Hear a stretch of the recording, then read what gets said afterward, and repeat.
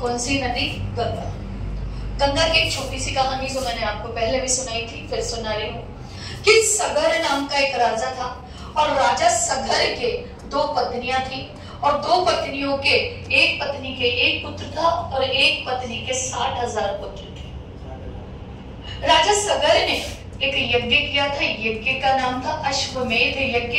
अश्वमेध यज्ञ किया था तो राजा सगर ने घोड़ा छोड़ा और जो घोड़ा छोड़ा वो घोड़ा जाकर इंद्र ने चुरा लिया और इंद्र ने चुराकर इसे कपिल मुनि के आश्रम में छुपा दिया। कपिल मुनि वर्षों से तपस्या कर रहे थे तो कपिल मुनि के आश्रम में छुपा दिया।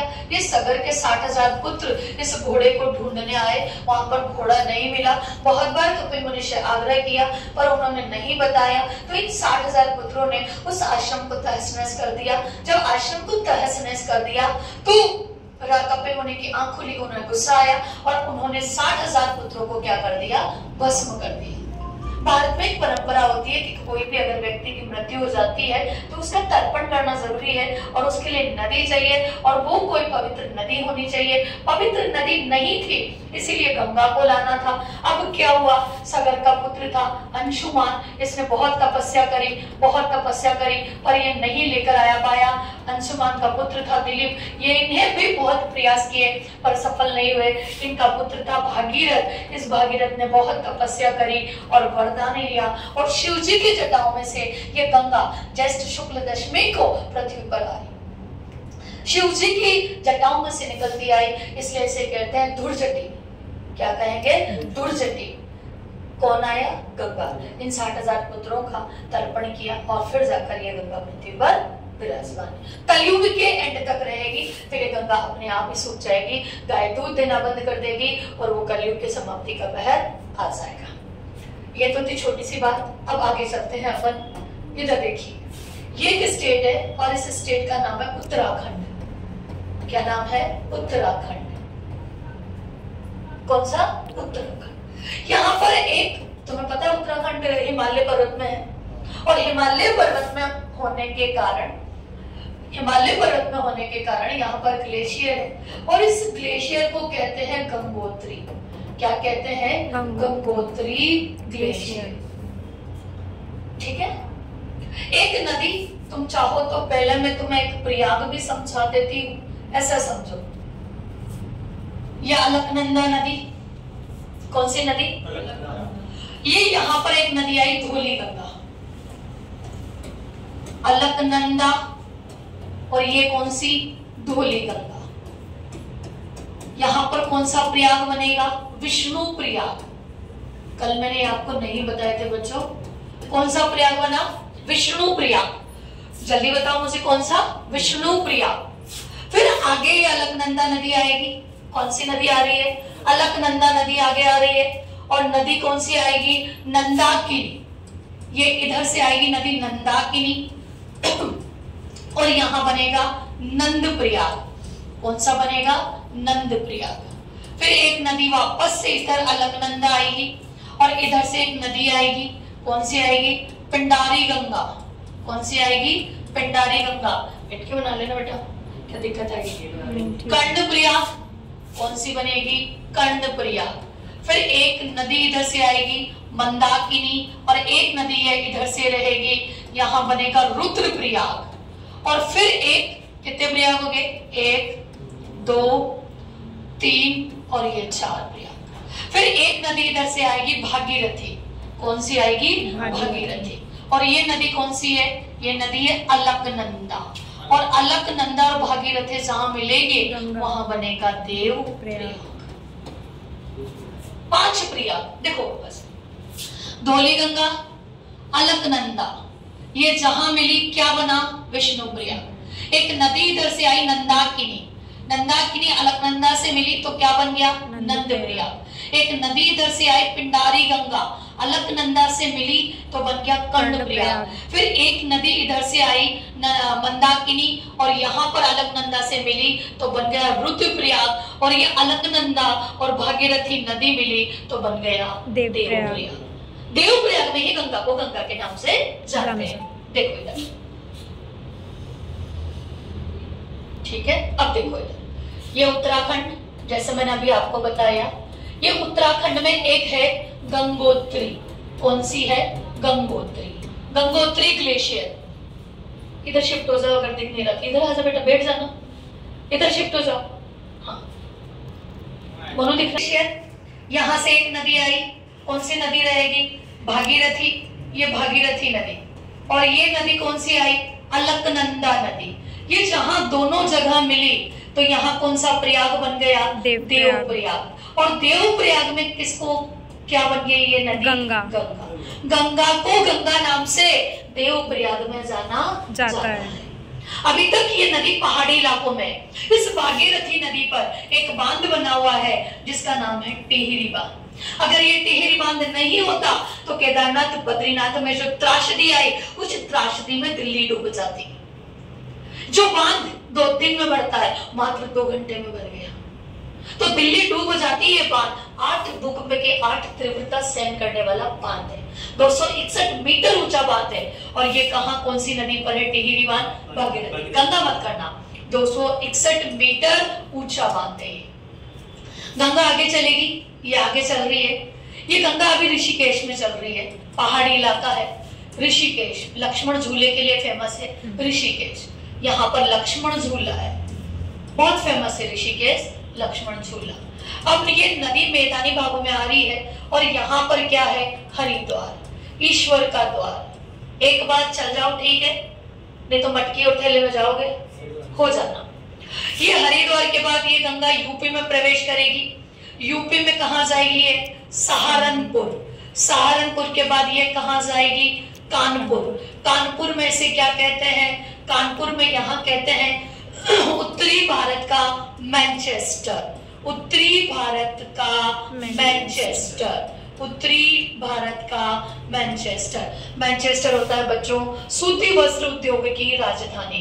क्या होता है? सूती वस्त्र उद्योग की राजधानी। पानी होगा तो सूती वस्त्र डेवलप होगा ना, वरना कुछ डेवलप नहीं होगा। कानपुर के बाद आ जाओ। कानपुर के बाद ये इलाहाबाद। इलाहाबाद का प्राचीन नाम है प्रयागराज। क्या नाम है? प्रयागराज। ये प्रयागराज के बाद कहाँ जाएगी? यहाँ नदियों में 3 नदियों का संगम होगा, यमुना, ये इधर से यमुना आएगी, सरस्वती बाद में भी बताऊंगी। इलाहाबाद के बाद ये कहाँ जाएगी? काशी। काशी घंटियों का शहर।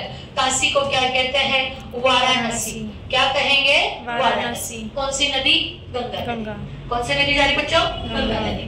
फिर देखो आगे चलो, ये काशी के बाद कहाँ गई? पटना। बिहार की राजधानी पटना। यहाँ पर बना हुआ है महात्मा गांधी सेतु। क्या बना हुआ है? महात्मा गांधी सेतु। 5575 मीटर ये सेतु बना हुआ है, ठीक है।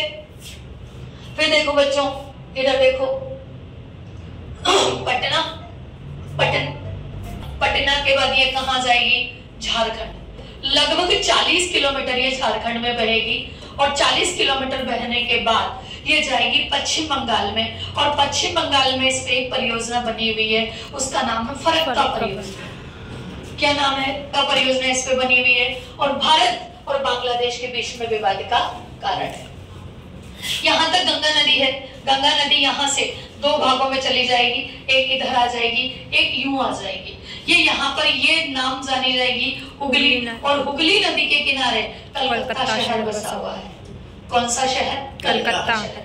यहाँ से ऊपर एक नदी आएगी, उस नदी का नाम है ब्रह्मपुत्र नदी। जब ये ब्रह्मपुत्र नदी गंगा से मिल जाएगी तो ये पद्मा कहलाएगी, और जब ये मुहाने पे गिरेगी तो ये मेघना कहलाएगी। और इस जगह पर यहाँ पर एक डेल्टा बनाएगी। इस डेल्टा को कहेंगे सुंदरवन डेल्टा, जो भारत का नहीं विश्व का सबसे बड़ा डेल्टा है, जहाँ सुंदरी वृक्ष पाए जाते हैं, जहाँ मैंग्रोव वन पाए जाते हैं। ये कौन सी नदी हो गई? गंगा। कौन सी? गंगा नदी।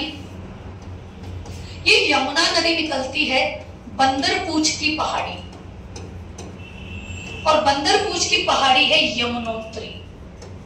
अभी यात्राएं शुरू हो गई है इनकी, गंगोत्री यमुनोत्री की। अब ये यहां से चली आगे हरियाणा। हरियाणा के बाद ये चलेगी दिल्ली। दिल्ली के बाद ये जाएगी मथुरा। मथुरा के बाद ये जाएगी आगरा।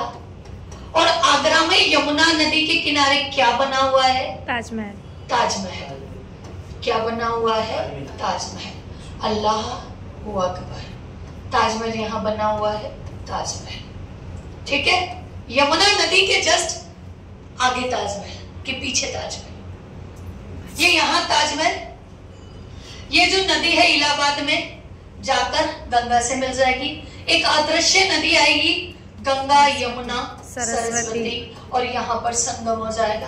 आप कभी इलाहाबाद जाओ तो वहां पर जो संगम होता है, वहां पर उस जगह पर बिठाकर नहलाते हैं, चौकी पर बिठाकर तेल लगाकर, सरसों का तेल लगाकर नहलाते हैं, और उसके 1100, 1500, 2000 जितना देने वाला मिल जाता है उतने रुपए कमाते हैं। क्योंकि घाट पे नहाने की विशेषता, संगम पर नहाने की विशेषता अलग ही होती है। ठीक है, एक नदी इसकी चंबल, सहायक नदी इसकी संबल, मध्य प्रदेश जनापाव की पहाड़ी से निकलती है, जनाप्राव की पहाड़ी से निकलती है, ये यहाँ से आएगी, और आगरा में यमुना, इटावा में यमुना नदी से ये मिल जाएगी। इटावा में ये यमुना नदी से मिल जाएगी। एक नदी और निकलती है इधर से, सोन नदी। ये सोन नदी निकलती है अमरकंटक की पहाड़ियों से, और अमरकंटक की पहाड़ियां कहाँ पड़ेगी? एमपी में, मध्य प्रदेश में। कितने मीटर है? 1127 मीटर ऊंची पहाड़ियां हैं, और ये अमरकंटक की पहाड़ी निकलेगी और ये नदी यहाँ जाकर आगे मिल जाएगी। एक नदी और भी है, दामोदर नदी, और दामोदर नदी कहाँ से निकलती है? कमरपेट की पहाड़ियों से, और ये कहाँ पड़ती है? कमरपेट की पहाड़ियां झारखंड में पड़ती है। झारखंड में एक पठार है, झारखंड में एक पठार है, उसे कहते हैं छोटा नागपुर का पठार। उसके बिल्कुल बीच में से ये दामोदर नदी गुजरती है, मैंने पहले भी बताया था, और ये पश्चिम बंगाल में आकर मिल जाती है। इस दामोदर नदी को सोरो ऑफ, इसे सोरो ऑफ वेस्ट बंगाल कहते थे, पर अभी इसे कहते हैं lifeline of West Bengal. इसे पश्चिम बंगाल के क्या कहते हैं? जीवन रेखा कहते हैं। फिर देखो आगे इधर, ये दाई नदियां हैं, दाया। ठीक है, ऊपर जाओगे, ऊपर कौन सी नदी रहेगी? बाया नदी। बाया नदी थोड़ा सा यूं ले लो, 2 मिनट का काम है बस। देखो इधर, इधर की सारी नदियां हो गई। इधर सबसे बड़ी नदी जो है घाघरा, घाघरा नदी है। ये कहां से निकली? ये निकली तिब्बत। तिब्बत के बाद नेपाल, सबसे बड़ी सहायक नदी है। नेपाल के बाद ये छपरा बिहार में आके गिर जाएगी। कहाँ गिरेगी? छपरा बिहार में। एक नदी और भी आती है, उस नदी का नाम है काली नदी। काली नदी, सरयू नदी, शारदा नदी। अयोध्या इसी नदी के किनारे बसा हुआ है, और ये यहाँ से आएगी और इलाहाबाद में जाकर इधर मिल जाएगी। ऐसे इसकी शाखाएं चली जाएगी। काली हो गई, सरयू, शारदा हो गई, घाघरा हो गया।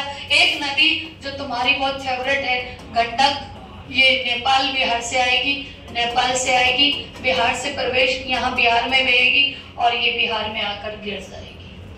एक नदी और है रामगंगा, जो इधर से निकलती है उत्तराखंड से, और ये यहाँ आकर मिल जाएगी यूपी में। एक लास्ट नदी है महानंदा, ये नदी निकलती है पश्चिम बंगाल में। दार्जिलिंग से ये नदी निकलती है, और बाएं दार्जिलिंग से ये नदी निकलती है, और सबसे एंड में मिलने वाली ये नदी है। गंगा की टोटल लंबाई है 25 और भारत में बहती है 2071 किलोमीटर। क्योंकि 25 क्योंकि 2024 चल रहा है, हम 2071 तक जिएंगे, और ये क्या रह जाएगी? 2071 भारत में टोटल ये नदी बहती है। और ये पूरी इसकी क्या हो गई? सहायक नदियां। कोई नदी, ये बाईं ओर से मिलने वाली अंतिम नदी है। ठीक है, ये गंगा मेरी तरफ से पूरी। नमस्कार।